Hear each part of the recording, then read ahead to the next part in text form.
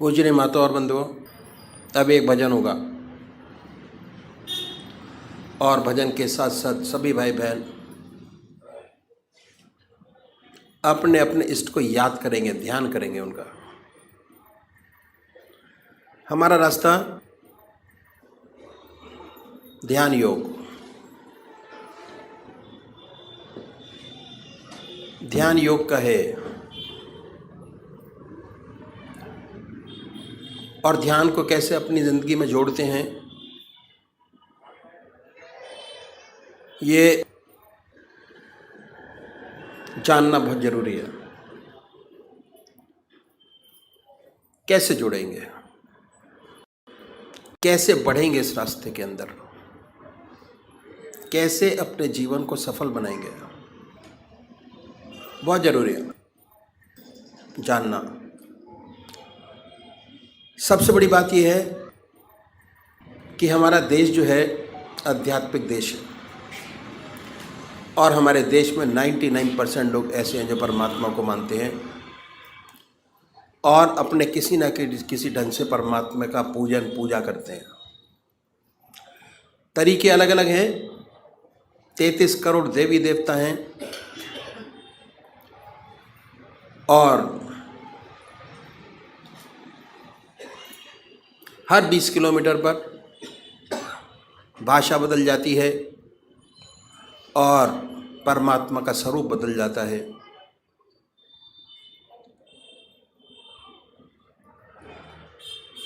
तो हम सब लोग जानते हैं कि परमात्मा ने हमें विवेक बुद्धि दी है, कर्म करने का अधिकार दिया है। बाकी 84 लाख योनियाँ भोग योनियाँ हैं। कितना सुंदर परमात्मा ने ये योनि हमको दी। परमात्मा की साया जब से पैदा हुए तब से हमारे साथ है और जब हम इस जहान को छोड़ के जाएंगे तब भी हमारे साथ है। समझने की ज़रूरत है कि कैसे परमात्मा की कृपा जन्म से अंत तक हमारे साथ है और ये मनुष्य जीवन के अंदर ही समझा जा सकता है और कोई योनि ऐसी नहीं है जो समझा सकती हो। परमात्मा ने बड़ी असीम दया कृपा कर हमको मनुष्य योनि प्रदान की। सबसे बड़ी देन।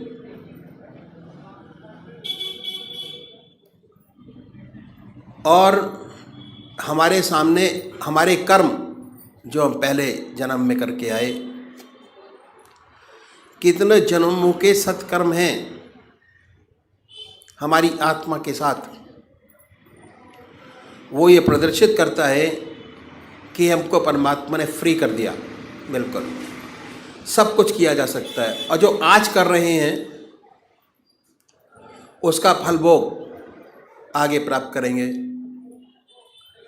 तो इसलिए जिस कर्म को पहले करके आए, अगर उसी कर्म को बढ़ाएंगे हमारा जीवन बड़ा सुंदर, और ये जीवन क्या अगले जो जीवन होंगे वो भी बड़ी सुंदर और सुखद पूर्ण व्यतीत होंगे। ये तो हो गई, present will be very good.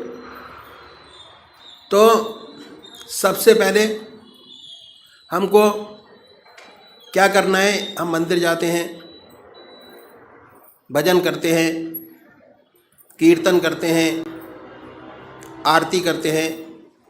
ये पहले तरीके की पूजा है, फर्स्ट स्टेप ऑफ पूजा। मंदिर जाना, भगवान जी को जल चढ़ाना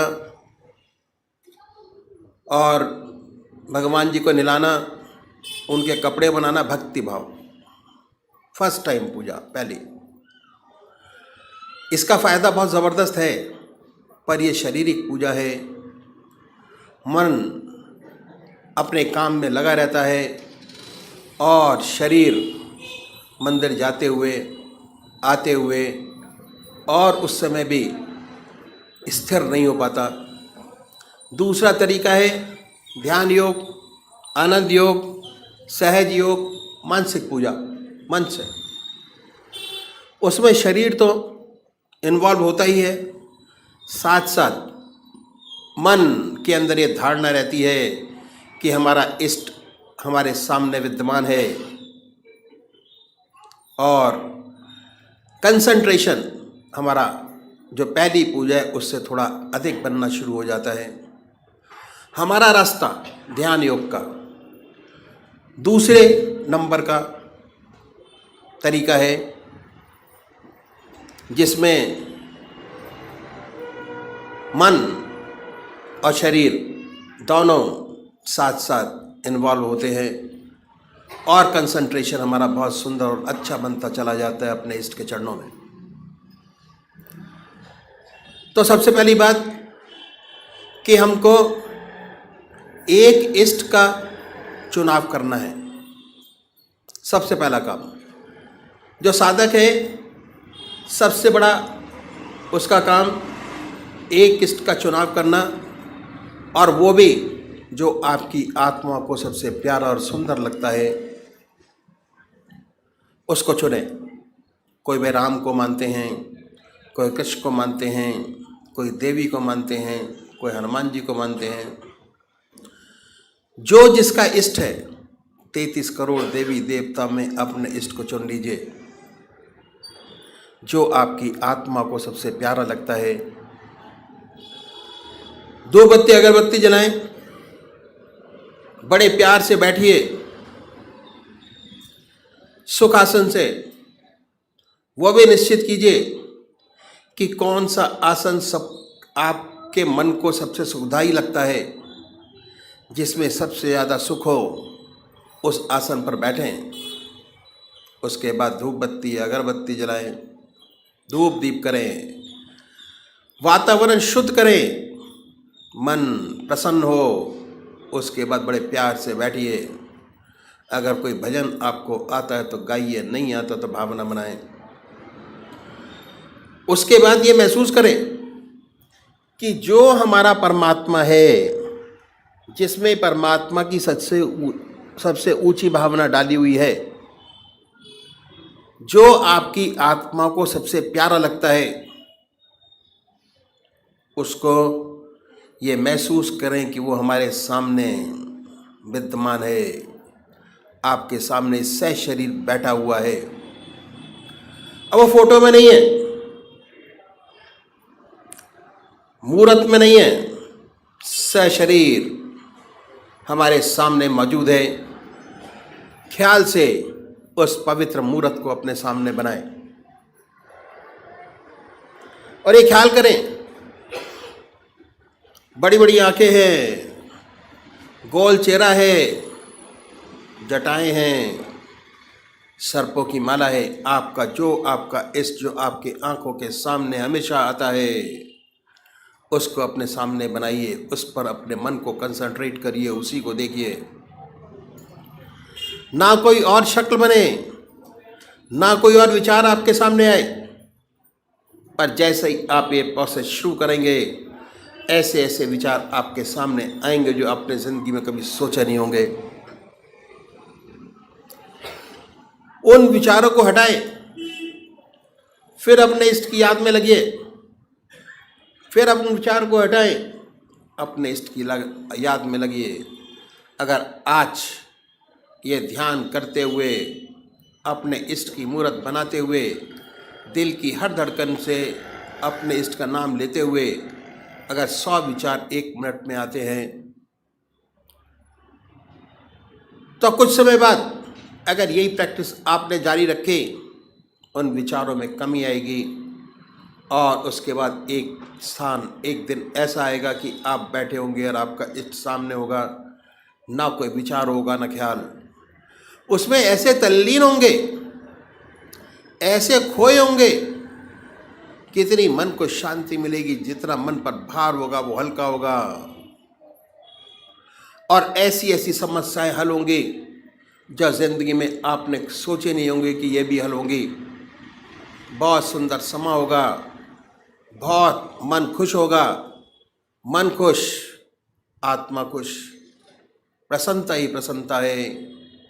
समाज खुश, दूसरे वो भाई हैं जो निराकार भगवान के उपासक हैं, ओम, अल्लाह, वाहिगुरु, वो नाम को चुने, बड़े प्यार से बैठिए और ये सुखासन से और ये ध्यान कीजिए कि हमारे मन से ओम नाम निकल रहा है, या जो नाम आपने चुना है वो निकलता है और वाइब्रेट करता है पूरे शरीर के अंदर। उसके वाइब्रेशंस को महसूस करें, उसकी प्रेजेंस को महसूस करें और उसके आनंद से आनंदित होइए। ये पूरा रास्ता ध्यान योग का आनंद ही आनंद का है। बस थोड़ा समझने की ज़रूरत है। जैसे जैसे चीज़ें आपको समझ आती चली जाएंगी, वैसे आपका मन, हमारे शरीर के अंदर आनंद, चैतन्यता, खुशी हमारे मन के अंदर ही, हमारी आत्मा में है। जैसे जैसे उसकी पहचान होती चली जाएगी, उसके नज़दीक होते चले जाएंगे, आप आनंदित रहेंगे और सुंदर काम होगा, समाज की बेहतरी होगी और बड़ी सुंदर अवस्था आपकी होगी। तो अभी एक भजन होगा और भजन के साथ साथ सभी भाई बहन अपने अपने इष्ट का ध्यान करेंगे। जय सद्गुरुदेव, जय पदशरणम। गुरुवे दैवमु, गुरुवे सर्वमु, गुरुवे अमृतमु सर्वजनुలకు, गुरुवे दैवमु, गुरुवे सर्वमु, गुरुवे अमृतमु सर्वजनुలకు, పూర్వజన్మ సుకృతము ఫలము చేతను లభ్యమయ్యే బయ్యాజీ పాద కమలము, విడువను పాదము మరువను ధ్యానము, విడువను పాదము మరువను ధ్యానము, కరుణను చూపు తల్లి తండ్రి వారే, గురువే దైవము, గురువే సర్వము, గురువే అమృతము సర్వజనులకు, గురువే దైవము, గురువే సర్వము.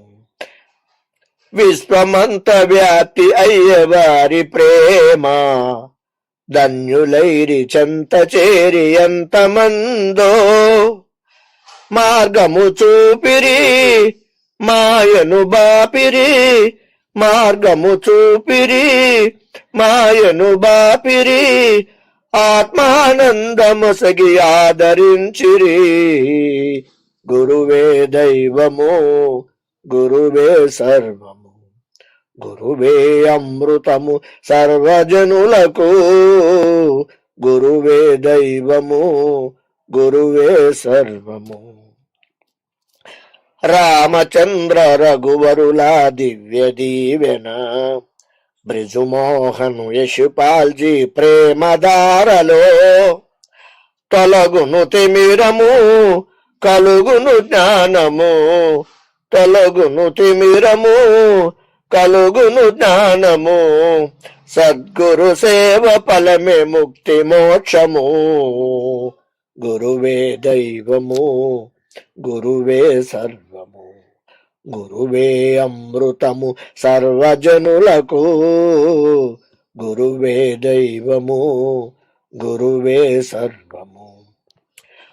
గురువు లేని జీవితము అంధకారమే, అండజేరి అనుభవించు ఆత్మజ్ఞానము, జీవితమంతయు గురుపద సేవతో, జీవితమంతయు గురుపద సేవతో, ఇలపై మోక్ష ప్రాప్తి ఎంత భాగ్యము, గురువే దైవము, గురువే సర్వము, గురువే అమృతము సర్వజనులకు, గురువే దైవము, గురువే సర్వము.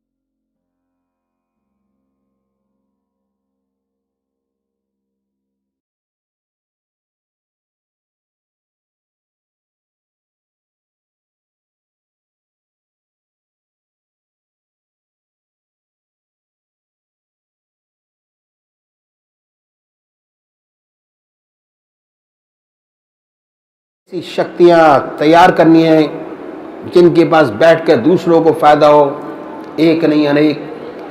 ऐसी ज्योतियों को हमारे देश को बहुत आवश्यकता है। इसलिए लग लिपट कर अपनी आत्मिक शक्ति बढ़ाएं, खुद का कल्याण हो, दूसरों का कल्याण करें। खुद में खुद इतनी शक्ति आप में आ जाए कि जहां बैठे जिससे बात करें आपकी तरफ आकर्षित होगा, आप में एक आकर्षण शक्ति पैदा हो जाएगी, एक मैग्नेटिज्म पैदा हो जाएगा। और ऐसे साधक को अनुभव होता है, उसे यह अनुभव होता रहता है कि कोई चुंबकीय शक्ति दांतों को, मसूड़ों को खींच रही है। स्पष्ट मालूम होता है कि मैग्नेटिक पावर हमारे अंदर है। आपको ऐसा मैग्नेटिज्म पैदा करना है ताकि अपना भी कल्याण हो और दूसरों का भी कल्याण हो सके।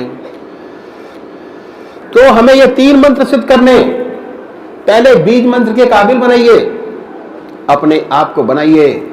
और जब तक चैन ना लें, जब तक चित्त की एकाग्रता आपको हासिल ना हो जाए, मैंने बताया कि यहाँ तो उपदेश और एक को दे देते हैं, बहुत ज़रूरी है।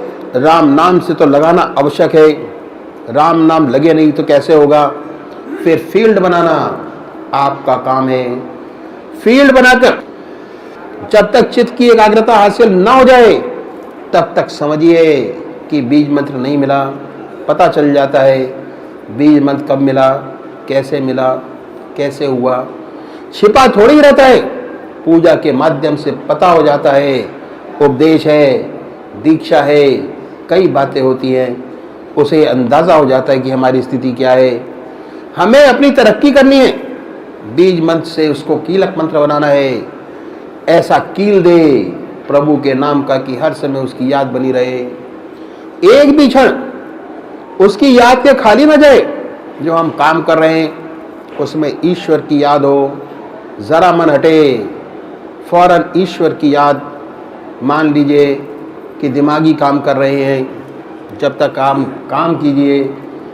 दिमागी काम को करते करते भी एहसास होता है कि हाँ हो रहा है, और उस काम को करने के बाद तो फौरन ईश्वर की याद का एहसास हो जाना चाहिए।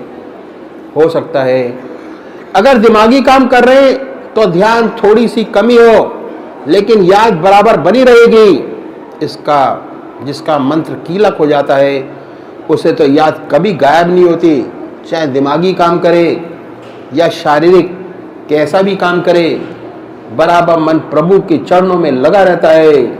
ये बहुत आवश्यक है। मैंने आपके सामने 3 मंत्र रखे, बीज मंत्र, कीलक मंत्र, शक्ति मंत्र। कैसे अपने अंदर में शक्ति पैदा करें, वह अट्रैक्शन पैदा करें जिससे दूसरे हमारी तरफ आकर्षित हों, आकर्षित होकर उनमें भी सद्भावना पैदा हो, भक्ति भाव पैदा हो, परमात्मा का प्यार पैदा हो, ईश्वर की ओर आगे बढ़े। बीज मंत्र, कीलक मंत्र, शक्ति मंत्र से आगे और भी स्टेजेस हैं। पहले हम यहाँ तक तो पहुँच लें, उसके बाद आगे की बात करेंगे। पहले खुद का कल्याण करें, उसके बाद औरों का कल्याण करना शुरू करें, फिर ये अवस्थाएं प्राप्त होती हैं। आज मैंने आपके 3 मंत्र रखे। अध्यात्म मार्ग में 3 मंत्र बहुत गूढ़ हैं, बहुत गूढ़ रहस्य, जैसे मैंने बताया। बहुत से जाप हैं, हमारे बुजुर्गों ने सिद्ध किए। अगर इन जापों को अपनाते हैं तो हमारा जल्दी काम बन जाता है। जब बीज मंत्र मिल गया तो आध्यात्मिक बच्चा पैदा हो गया, स्पिरिचुअल चाइल्ड इज बॉर्न। इस बच्चे को खुराक चाहिए। पैदा हुए बच्चे को अगर उसकी माँ का ही दूध मिलता है, वह निरोग फलता फूलता नजर आता है। कहीं माँ का दूध नहीं मिला, गाय का सूखा दूध पिलाया तो तंदुरुस्ती सही नहीं रहती।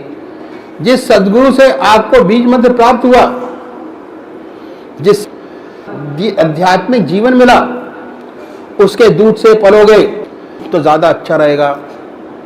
कहने का मतलब यह है कि इधर उधर भटकने से दूध में किरकिरापन मिल जाएगा, तरक्की नहीं हो पाएगी।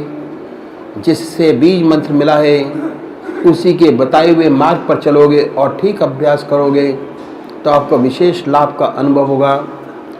अगर इधर आधर भटकोगे तो उसमें बहुत सी और चीजें मिल जाएंगी, तो उसका उतना लाभ शायद ना हो पाएगा,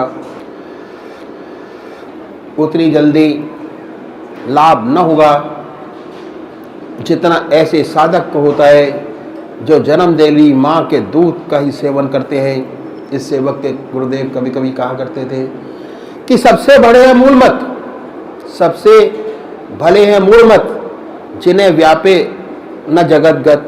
जिनको जगतगत व्याप्ति है वह तो भ्रम में ही रहते हैं, कभी ये कभी वह कर कुछ नहीं पाते। जो मूढ़मत हैं कम से कम लगा तो रहता है, लगा रहता है तो उसे अनुभव भी हो जाता है, भक्ति भी प्राप्त हो जाती है, ज्ञान भी प्राप्त हो जाता है। अक्सर गुरुदेव कहा करते थे। और एक बात और कहा करते थे कि हमें अपना पात्र बनाना चाहिए, हमें अपना पात्र बनाना चाहिए, हमें अपने हृदय को मुलायम बनाना चाहिए।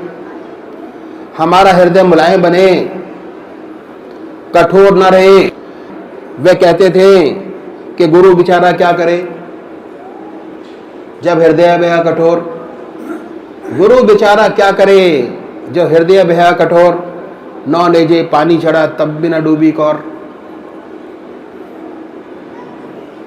बताइए, गुरु तो वर्षा करता रहता है लेकिन उसको कोई असर नहीं हुआ।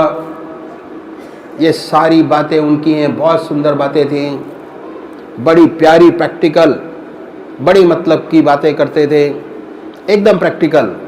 वे एक बात और कहा करते थे कि ये तन विष की बेलरी गुरु अमृत की खान, शीश दिए जो गुरु मिले तब भी सस्ता जान।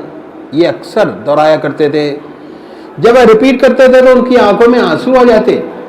उन्हें अपने गुरु में इतनी श्रद्धा और इतनी भक्ति थी, इतना विश्वास था कि गुरु का नाम लेते ही आंसू टपक जाते थे, आंखों में पानी झलक जाता था। इतना प्रेम था उनका, इतना प्रेम उन्हें हृदय में अपने गुरु के प्रति था, ऐसी श्रद्धा थी, ऐसा अटूट विश्वास था। ये सारी बातें जो साधक के लिए बहुत आवश्यक है, जो मैंने आपके सामने रखी, बहुत जरूरी बात है। जिस माता ने आपको जन्म दिया उसी के दूध का सेवन करो। तीसरी बात क्या है कि भगवान की याद में भोजन करें, हर ग्रास परमात्मा की याद में खाएं। कोई चीज बिना परमात्मा की याद के न खाएं न पिए। चौथी बात, परमात्मा की याद में सोएं, भगवान की गहरी याद करके सोएं, बिना परमात्मा की याद के न सोएं। पांचवी बात, पेट भर के न खाएं। अगर 4 फुलके की भूख है तो 3 खाएं, 1 फुलका कम खाएं। व्रत रखना आसान है, 1 रोज भूखे रह जाना आसान है, लेकिन कम खाना मुश्किल है। सच्ची तपस्या तो यही है। अगर 4 फुलके की भूख है तो 1 छोड़ दीजिए, कम खाइए। इससे आलस नहीं सताएगा, अभ्यास ठीक बनेगा। छठी बात क्या है कि कम सो। कम सोने से मेरा मतलब ये नहीं कि सारी रात जागते रहो। हाँ, ऐसा ना हो कि आलस में पड़े रहो। 4 बजे नींद खुल गई फिर भी पड़े हैं, उठिए, शौच आदि से निर्वृत्त हुई, पूजा पाठ में बैठिए, अपने नियम से पूजा पाठ करो, भजन करो, ताकि ईश्वर की कृपा आपको मिले और आप बराबर तरक्की करते रहें। ये कुछ खास बातें हैं। बीज मंत्र मिलने के बाद, आध्यात्मिक जन्म होने के बाद अक्सर इन बातों का अनुसरण करेंगे, इन बातों पे चलेंगे तो जल्दी कीलक मंत्र तक पहुंच जाएंगे। जब एक बार कीलक हो गया फिर काम आसान हो गया, फिर तो ऑटोमेटिक हो जाता है। फिर श्रद्धा और विश्वास होना चाहिए। अगर श्रद्धा और विश्वास है तो काम आपका अपने आप होता चला जाएगा। अगर श्रद्धा विश्वास में कमी आ गई, खत्म तो नहीं होगा, डॉर्मेंट हो जाएगा। एक तो खिला हुआ है, एक दबा हुआ है, ये चीज़ें दब जाती हैं। इसलिए श्रद्धा और विश्वास बहुत आवश्यक है। जिससे श्रद्धा और विश्वास बना रहता है वह साधक हमेशा तरक्की करता रहता है। अदब और आज्ञा पालन पर बड़ा जोर था उनका। ये महाराज जी की बातें बता रहा हूं, अपनी नहीं। अदब पर उनका बड़ा जोर था और आज्ञा पालन पर बड़ा जोर था। कहते थे कि अगर तेरा गुरु कहे कि नमाज के पढ़ने वाले कपड़े को शराब में रंग दे तो तू रंग दे। तेरा गुरु कहे, वह बेटर जानता है तेरे लिए क्या ठीक है और क्या गलत है। उसने बड़े सुंदर उदाहरण देते थे, बहुत बढ़िया। पहला उदाहरण गुरु नानक देव जी का दिया करते थे। अंगद देव जी गुरु नानक देव जी के सबसे प्यारे शिष्य थे। उनके यहाँ बहुत साधक अच्छे अच्छे इकट्ठा हुए, सबने बड़ी तरक्की की, लेकिन साथ साथ सबका टेस्ट भी लेते जाते थे। एक रोज गए सब शिष्यों को साथ लेकर, ऐसे रास्ते से निकले जहां लाल ही लाल पड़े थे, लाल और हीरे। तो जिन्हें माया की तृष्णा थी उन्होंने खूब लाल और हीरे बटोरे, इकट्ठे किए, घर पर आके आराम से बैठ गए कि अब क्या है, संसारिक उनकी चीज पूरी हो गई, आराम से बैठिए। सत्संग की छुट्टी कर दी। उसके बाद फिर घूमने गए अन्य शिष्यों के साथ। ऐसी जगह पहुंचे जहां बहुत बहुत सुंदर युवतियां थी, सब शादी करने के लिए तैयार थी। बोले किस किस को शादी करनी है, बहुत से तैयार हो गए, वहां उनकी छुट्टी हो गई। अब क्या हुआ, कामनी कंचन वाले जो जुड़े थे खत्म हो गए। अब बढ़िया बढ़िया लोग रह गए जिन्हें परमात्मा से मोहब्बत थी, किसी दूसरी चीज से लगा भी नहीं था। ऐसे प्यारे प्यारे लोग, अब उनकी छटनी कैसे हो, छटनी कैसे करनी है। क्या हुआ, व्यास नदी के किनारे बैठे थे महाराज, उनके सारे शिष्य निकल गए, 10-12 शिष्य रह गए, उनके चारों तरफ बैठे थे इजाजत खिलाफत प्राप्त जैसे लोग। उनकी छटनी कैसे हो, महाराज ने देखा वहां नदी के किनारे एक लाश बहती चली आ रही है। महाराज ने कही भाई देखो, मेरा सबसे प्यारा शिष्य वो होगा जो व्यास नदी में कूदे, मुंह से पकड़कर उस लाश को खींच कर लाए, दांतों से उसके कपड़े को फाड़े और मुर्दे का मांस अपने मुंह से निकाल कर मुझे खिलाए। ये रखा, सब चौंक गए। अब तो महाराज सठिया गए, उनका दिमाग खराब हो गया, उल्टी बातें करने लग गए, ऐसे विचार उनमें आने लगे। महाराज ने एक एक करके इशारा किया, एक इशारा गर्दन नीचे, दूसरा इशारा गर्दन नीचे, तीसरा इशारा गर्दन नीचे, और अंगद देव जी की तरफ इशारा किया तो तपाक से उन्होंने कपड़े उतारे और मारी छलांग। व्यास नदी में डूब गए, दांतों से लाश को पकड़ा, लाश को खींचकर किनारे पे ले आए, गुरु महाराज के सामने लाके पटक दी, दांतों से कपड़ा हटाया, दांत मारा काटने के लिए, मांस तो था नहीं, हलवा था, तो मुंह में हलवा आ गया, बड़ा ही स्वादिष्ट हलवा। पंजाब में ऐसा होता है कि जिनके बच्चे नहीं जीते वे लाश की तरह हलवों को बनाकर नदी में बहा देते हैं। वह हलवा आ रहा था बना हुआ। गुरु नानक देव जी ने कहा कि इसमें मेरा और तेरा हिस्सा है और किसी का नहीं। श्रद्धा और विश्वास, जब भी बात होती तो वे अक्सर कहा करते थे कि अगर तेरा गुरु कहे कि तू नमाज के पढ़ने के कपड़े को शराब में रंग दे तो तू रंग दे।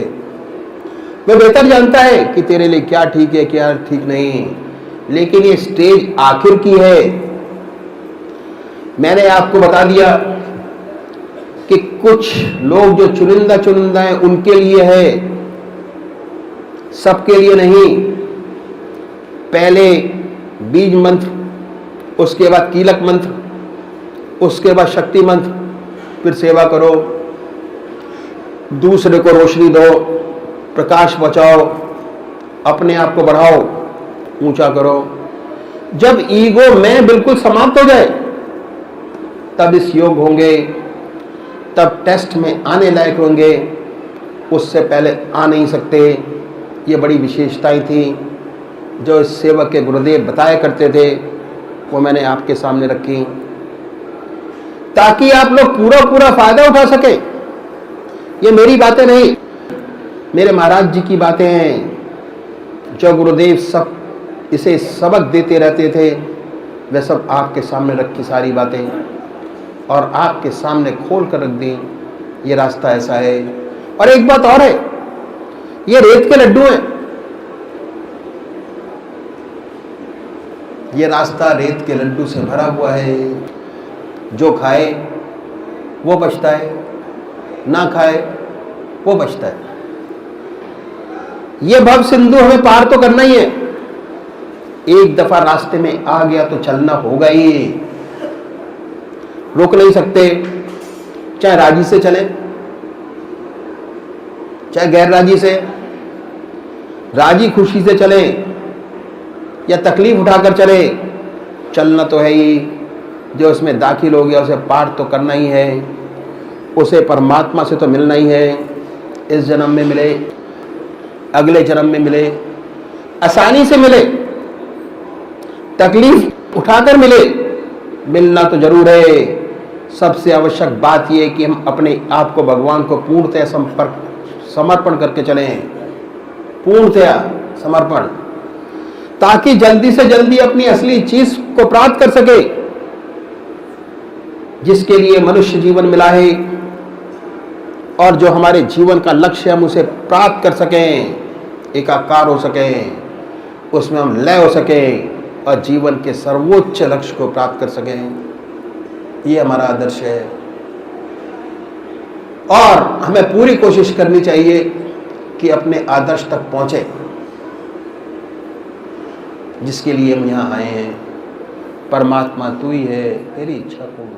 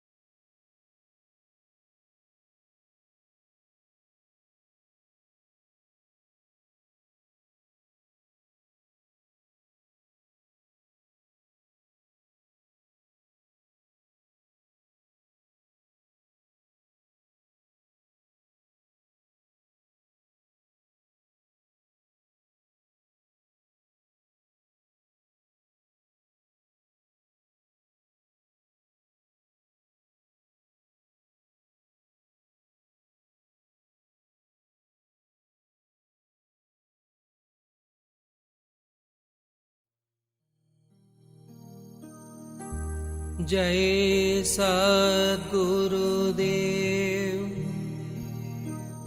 जय पद शरणं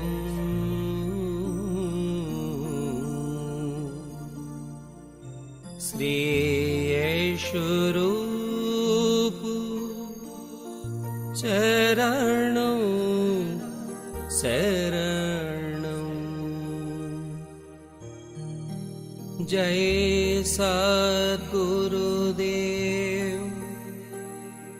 जय पद शरणं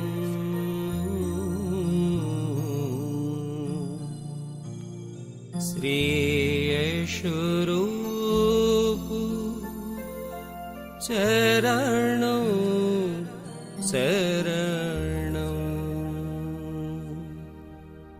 जय सद्गुरुदेव जय पद शरणं श्री स्वरूप चरणं शरणं जय सद्गुरुदेव जय पद शरणं श्री स्वरूप चरणं शरणं जय सद्गुरुदेव जय पद शरणं श्री स्वरूप चरणं शरणं जय सद्गुरुदेव जय पद शरणं श्री स्वरूप चरणं शरणं जय सद्गुरुदेव जय पद शरणं श्री स्वरूप चरणं शरणं जय सद्गुरुदेव जय पद शरणं श्री स्वरूप चरणं शरणं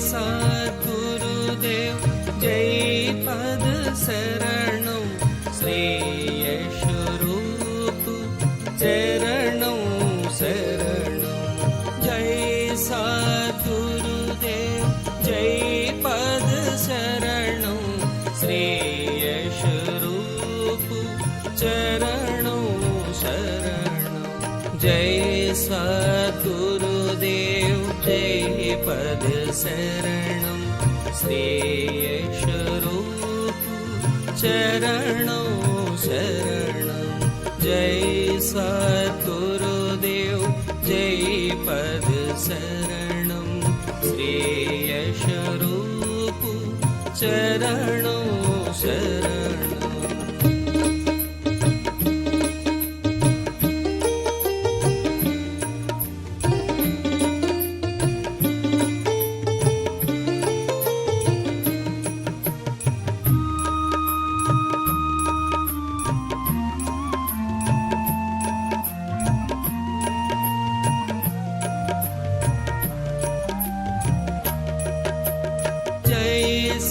सद्गुरुदेव जय पद शरणं श्री स्वरूप चरणं शरणं जय सद्गुरुदेव जय पद शरणं श्री स्वरूप चरणं शरणं जय सद्गुरुदेव जय पद शरणं श्री स्वरूप चरणं शरणं जय सद्गुरुदेव जय पद शरणं श्री स्वरूप चरणं शरणं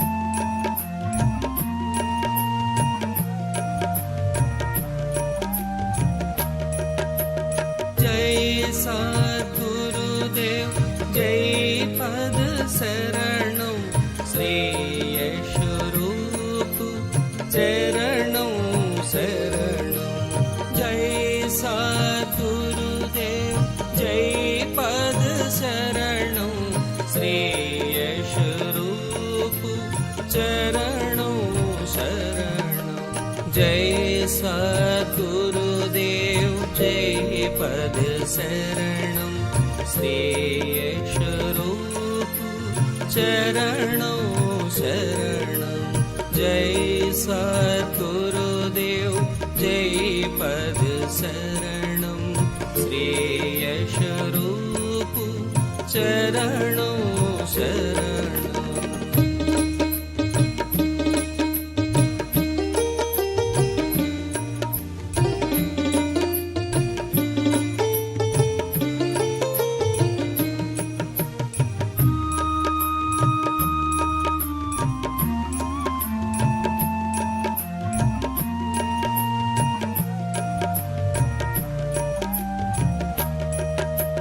जय सद्गुरुदेव जय पद शरणं श्री यशरूप चरणं शरणं जय सद्गुरुदेव जय पद शरणं श्री यशरूप चरणं शरणं जय सद्गुरुदेव जय पद शरणं श्री यशरूप चरणं शरणं जय सद्गुरुदेव जय पद शरणं श्री यशरूप चरणं